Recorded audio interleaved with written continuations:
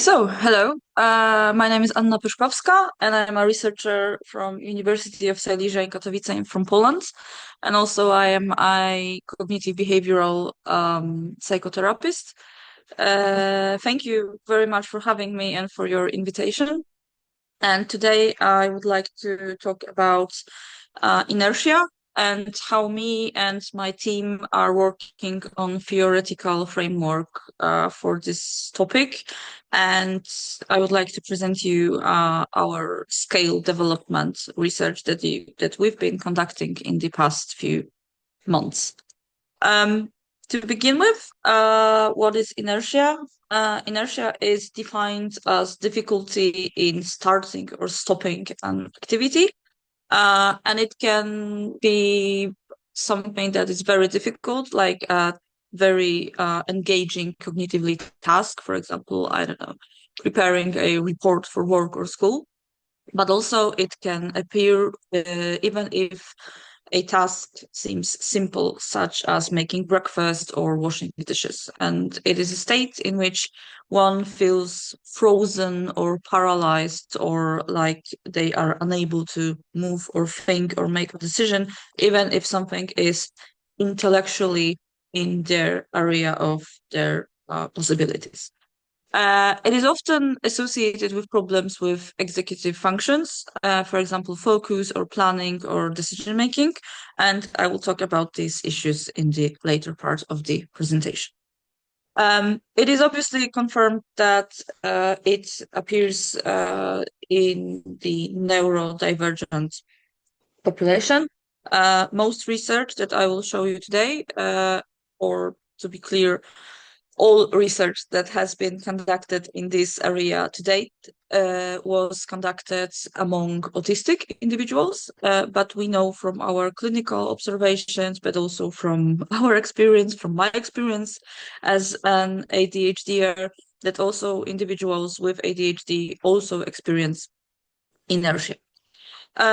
So we know that it is a phenomenon that happens if you are autistic or ADHDer, but it intersects with hyperfocus, monotropism, time blindness, or sensory processing differences or difficulties. But what is important, previous research on inertia was qualitative or simply theoretical. We have no quantitative studies due to lack of psychometric measurement aimed at this phenomenon to date. So that is a huge gap in our research that me and my team are trying to tackle, and we will show you. We will show you today. So what's the state of the art? State of the art is that we have very little research on this topic. We have research from Buckle and colleagues that was based on focus groups with 32 autistic adults. And it describes inertia as a widespread and often debilitating difficulty acting or one's intentions. And participants describe difficulty starting, stopping, and changing activities that was not within their conscious control. As I said before, this was a qualitative research. These were interviews with autistic individuals, autistic adults, and in most cases, they said that inertia was something that, yet again, they felt like they were paralyzed, froze, and so on. We also have research from Rappaport. It was, again, based on interviews with 24 autistic adults.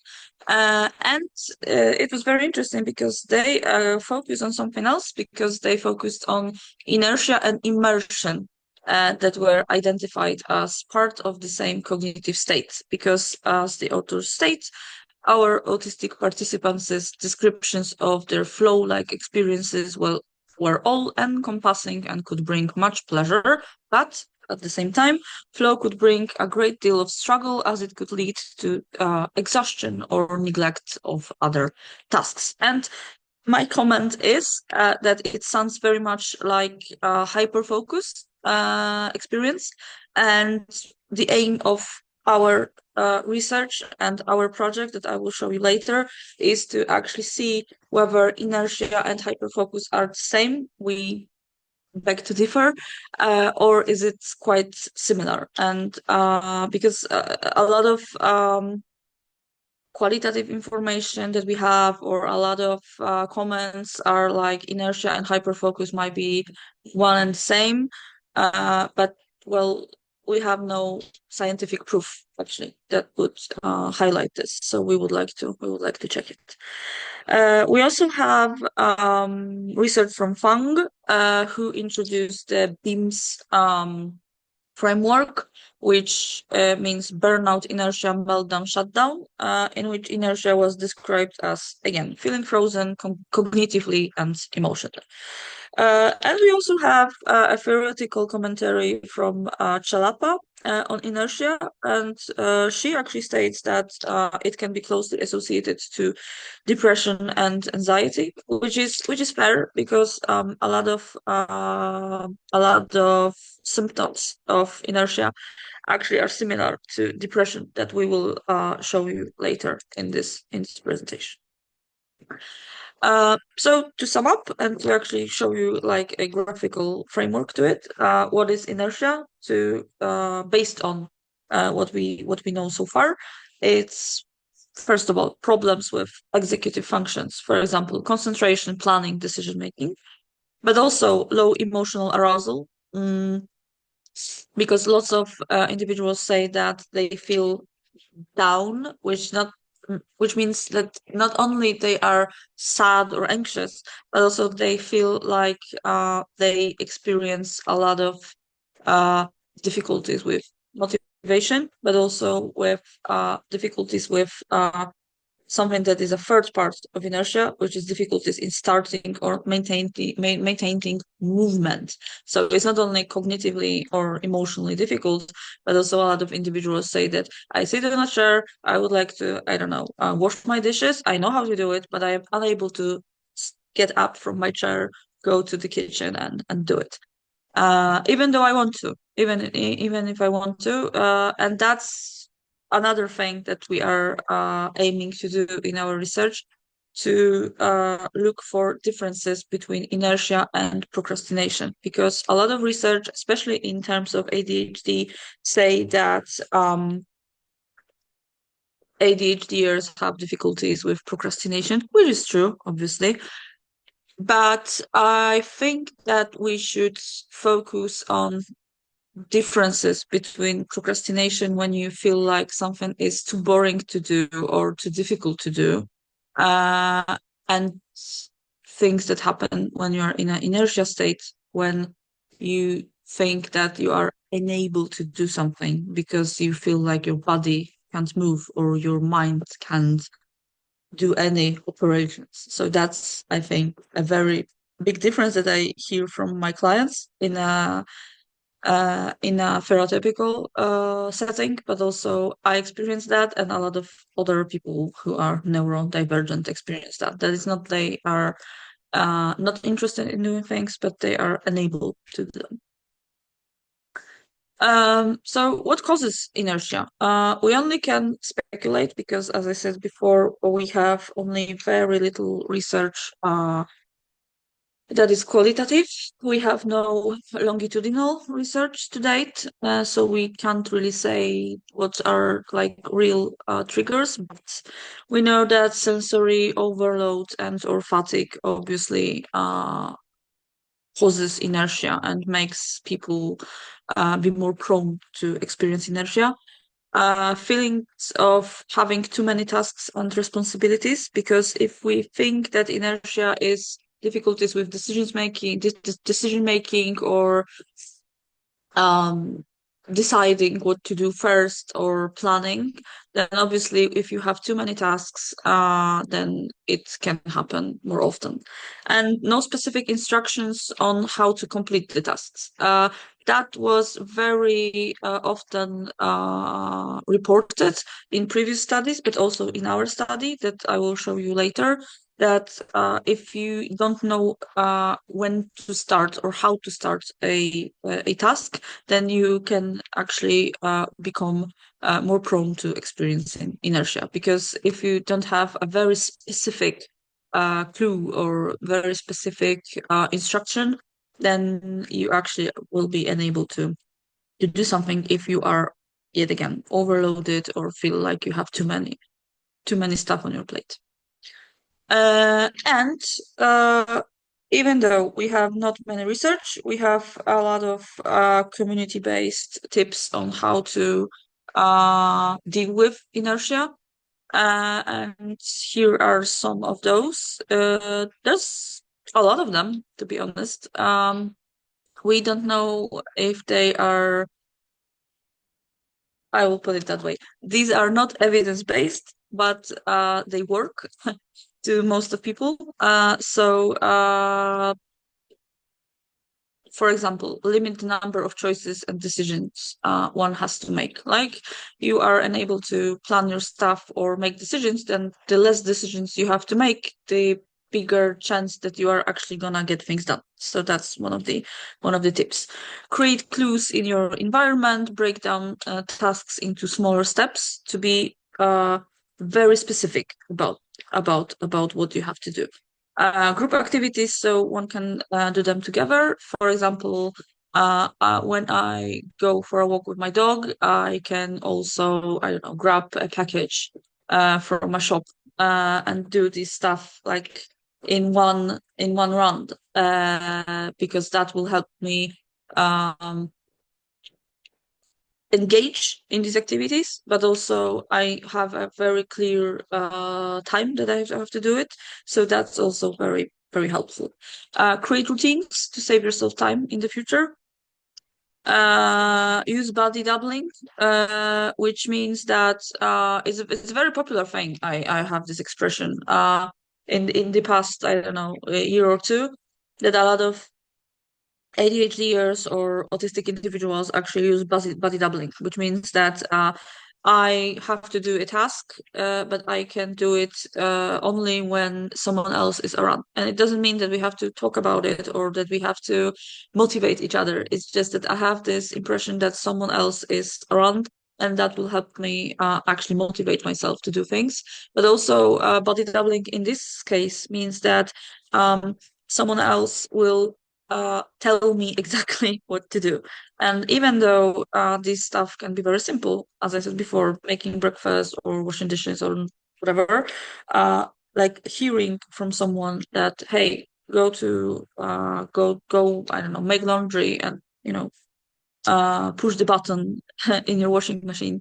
That's something that will help you, because if you have difficulties with planning and decision making, you would need something from some external stimulus to actually do it. Reducing the difficulty level, obviously, is sometimes very, very important.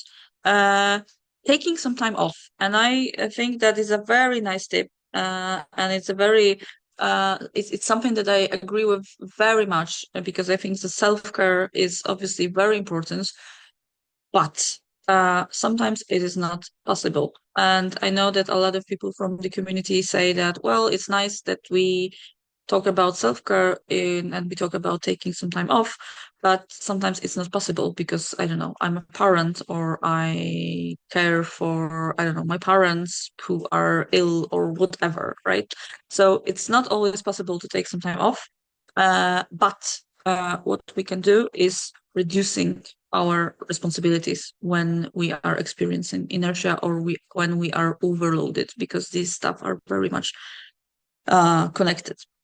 And the last thing that is interesting from my point of view is moving your body, because inertia, as we said before, is associated with difficulties in activating or maintaining your body movement. And one of the ways of reducing the risk of inertia or dealing with inertia when you are in the state is moving your body. But it's not only about, I don't know, taking a walk or standing up from your chair and walking around the room, but it's also about making a very small movements when you're unable to make big ones. So, for example, it can be very little gestures with your fingers, right? Or maybe it's about stimming, because it can also be helpful in terms of moving your body. So it can be it's a continuum, right? It can go from very little movements to very big movements, whatever fits.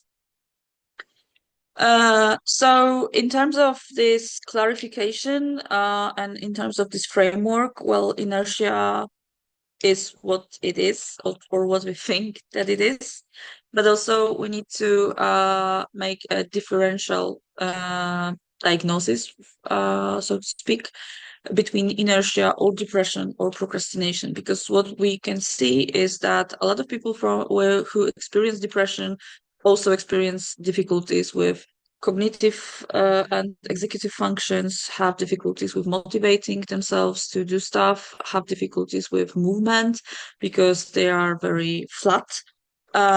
So sometimes, from my experience in terms of again psychotherapy, but also research, but also observation, is that a lot of people with depression may look like they are in an inertia state, and we need to make it possible to actually look for those differences, because I believe that these states vary, and we should be able to do that. And again, procrastination, right? Because as I said before, procrastination may look like inertia, and inertia may look like procrastination, but there is a huge difference between a situation when you are not willing to do something because it seems boring or too difficult, because you are afraid that you are going to make a mistake, like during the procrastination. And in the inertia state, it's not about something that's too boring or too difficult. It's just that you are, in terms of your cognitive and physiological state, are unable to do something. And I think especially among ADHDers, who often hear that they're procrastinating, and we have a lot of propositions in terms of therapy or psychological help in working on procrastination among ADHDers. Sure, that is an issue we should work on. That's fair. But what if sometimes it's not procrastination, but what if it's inertia, that you are actually unable to do something because your executive functions are so overwhelmed with stuff? So I think that would be very important to actually look how these stuff vary, and that was the main goal of our project, that I would like to introduce today. So the introduction, theoretical introduction is over. So let's go to the meat, and I will show you our studies that we have conducted in the past few months. Me and my colleague Ari Nowacki from University of Silesia. He's my colleague, and he's my main associate in this endeavor. So we conducted study one, where we wanted to develop a scale that would be able to quantitatively measure inertia, because as I said before, we have no such tool right now. So what was our approach? We had two sections in this study. Quantitative section was where we used our inertia scale, AQ10 and ASRS, to check autistic and ADHD traits.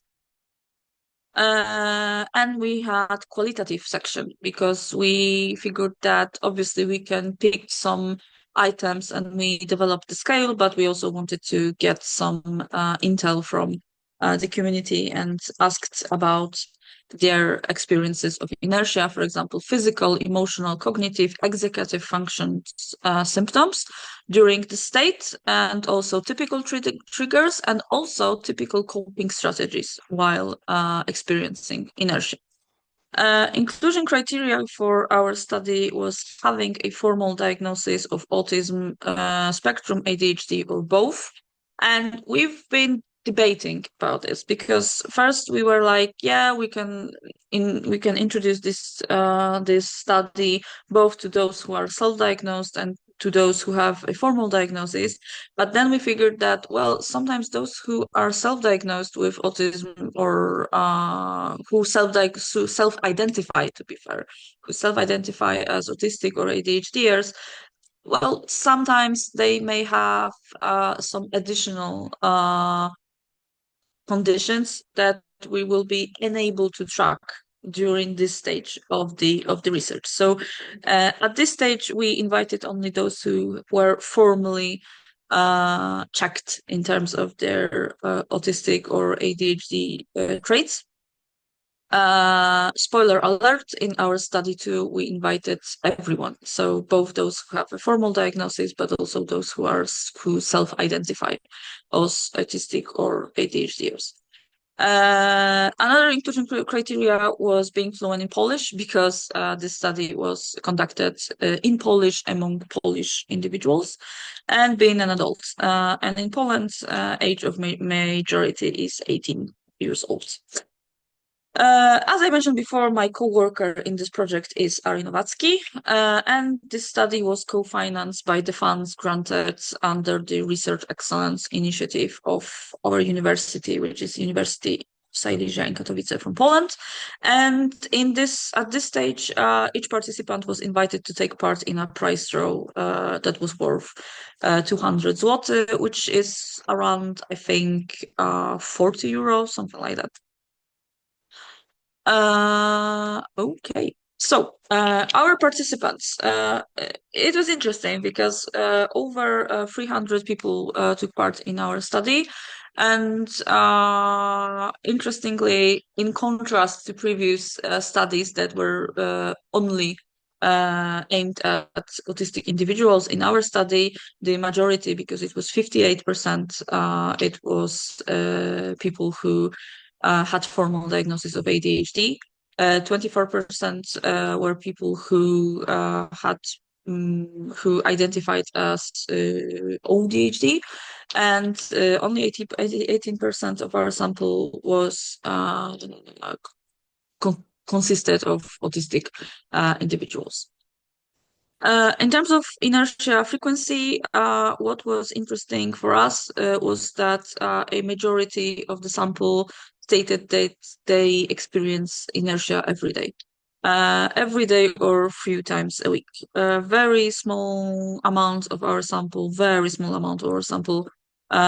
stated that they experience inertia rarely or never. For example, those who identify as AuDHD, actually zero stated that they never experienced it. So that actually says that, well, it is a very frequently experienced state. And to clarify, when we asked about how often you experience inertia, we put a definition of inertia on that part of the questionnaire. So they knew what inertia was in terms of definition, so they could actually define how often they experience that.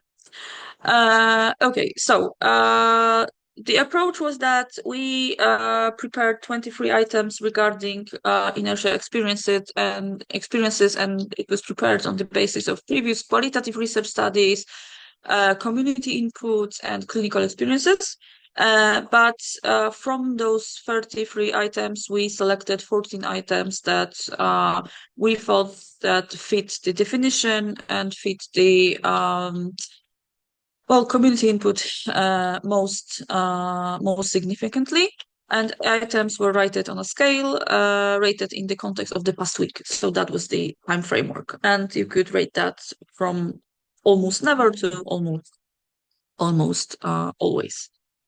Here are some examples of the items, and for the purposes of this presentation, we made a English translation of the scale, but it's not legit, right? We did this scale in Polish, so this translation was not used in the study.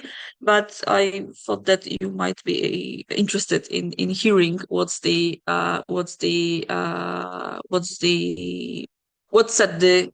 the scale. Oh, sorry. So, for example, I find it hard to start a new activity. I've had tasks that require sustained attention hard to start. I engage in other activities when I feel like I cannot start the task I want to do. These were the items that we left in the study, but the items that are highlighted in red, for example, were the items that we didn't use. For example, once I focus on something, I cannot do anything else because we thought that, well, it is stated in the inertia discussion, but it sounds very much like hyperfocus. So we thought that we would like to, in another stage of our study, uh, make a comparison between the inertia scale and hyperfocus scale and see how it works. So we didn't want to have hyperfocus items in our scale at that point. I think I need to rush, so I will show you our preliminary outcomes and the exploratory factor analysis that we did based on the results, and we were able to see that we had a four factor solution and three-factor solution that were established during the factor analysis.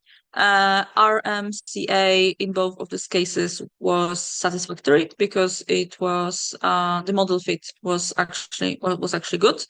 One factor solution for what I think that's interesting, its RMCA was not satisfactory because it was 0.11, but Cronbach's alpha and McDonald's omega reliability outcomes were actually very good because it was 81, 82. So that's how it looks in terms of our psychometric approach. Here is a very ugly table, but I needed to insert it. So it's all our 14 items and how they worked in terms of four-factor solution and three-factor solution. But what is important? Here are the correlations between the items. So these were all quite good, especially that we can see on the next slide that the preliminary outcomes actually made us understand a bit better the not only the factor solution of our scale, but what's most important, how the inertia can actually be divided into different aspects. So the four-factor solution is similar to the three-factor solution because four-factor solution has one additional factor, but the factors that the factor analysis showed us is that the four-factor solution is the same as in the four-factor solution. So we have difficulty starting the activity, factor one, which is obvious. Factor two is powerlessness, which means that you feel like you are cognitively or emotionally down, which were those items that I feel unable to start the activity, or I am unable to do something, right? I feel lost in this situation. Factor three is physical blockage, which I mentioned before, difficulties with movement. And factor four in the four-factor solution is inertia breakers. Inertia breakers means what needs to happen in the environment so I am able to break the inertia state. And in that case, it was like I need to have a very specific information what to do, or if something unexpected happens, then I am able to stop the activity, and I need something like slap in my face to so to speak. So I am able to actually break this state. So after we deleted items that weren't very good in the first factor analysis, we can see that after deleting three items that were not very fit to the model, our four-factor model stayed, and our four-factor model was confirmed. And again, RMCA was very nice because it was 0.05, and we were able to actually say that the four-factor model is probably the best fit to use in our scale. Here you can see the scree plot. Okay, and what we can say from the qualitative data, because that's what I think that is very important, because we use that additional information in our next stage of the process. So we asked about, as I said before, we asked about several different aspects of inertia. And what we can say is that in terms of physiological symptoms, people stated that they feel heavy, they feel muscle tension, apathy, fatigue. In terms of emotions, it's anxiousness, it's irritation on other people, but also on themselves, confusion and resignation.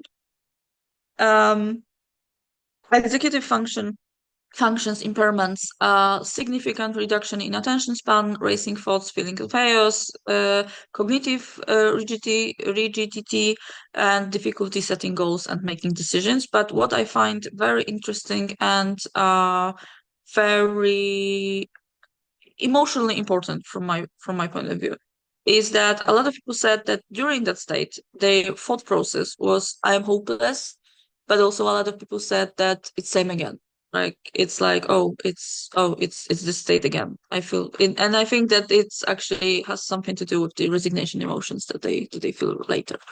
uh, one of the participants stated something that I find very important and significant, because they stated that I can't handle tasks that another person can handle, and that's actually very important for their self-esteem, which is again very important topic to approach in this area. And another person wrote something like a process that happens in their head when they're experiencing inertia, which is I have to start this, but I don't want to in a moment, just a moment. I can't bring myself to do it. I don't have the strength. So that was what we found. Here are some other quotes. Staring at one point, feeling of heaviness, the task seemed emotionally more difficult and tiring than I intellectually knew it was, which is, I think, a very important part of this issue. And I think it's a very important to highlight that it can be emotionally and cognitively more difficult than actually intellectually, that one intellectually thinks it is. So that's the difference between inertia and procrastination, for example, from my point of view. Okay, and after careful evaluation of our results and the qualitative responses, we decided to keep 12 items from the first version, with a correction of one item, and implemented additional 4 items based on the input that we had from the qualitative studies. So the new and probably final version of our scale consists of 16 items divided into 4 factors with 4 items each.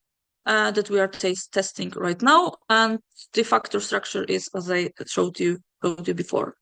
Additional items that we put into the scale are I felt overwhelmed when I had to complete a vaguely described task. There are times when I feel sluggish or physically frozen. Specific commands or tips helped me start or continue activities when I felt frozen, and the presence of other people helped me start or control activities when I felt frozen. So inertia breakers, we added 2 to that factor, and 1 each to powerlessness and physical blockage. And right now in progress we have study 2. Study 2 is only quantitative, because in study 2 we want to test the 16 item version of the scale, and we don't know if we're gonna keep 16 items, or probably we will aim to make it even shorter, because we think the shorter the scale the better for us and people who actually are going to comply in it. And as I said before, we invited both persons with formal diagnosis, but also those who self-identify as neuroatypical but do not have a formal diagnosis. We control this area. And we use additional measures to broaden our knowledge about inertia's associations with different psychological outcomes. such as depression, anxiety, hyperfocus, sensory processing, burnout, procrastination, and self-stigma. Because as I mentioned before, a lot of comments that we actually had in our study one was that this state actually influences one's self-esteem and actually makes them feel more self-stigmatized. Hi, sorry. Hi, Anna. Sorry to Hello. cut in. Yeah, I am. Uh, I am ready to close. okay, thank you very Yeah. much. Yeah. I know. I'm sorry. So that's the almost last slide. So what's our plans for the future? Validation of the scale, and that's what we do right now. Translating and adapting of this scale to other languages to expand research in this area, because we know that well, Polish language is not the most common used language, so we would like to expand this scale to other languages, probably English and Spanish, but others too.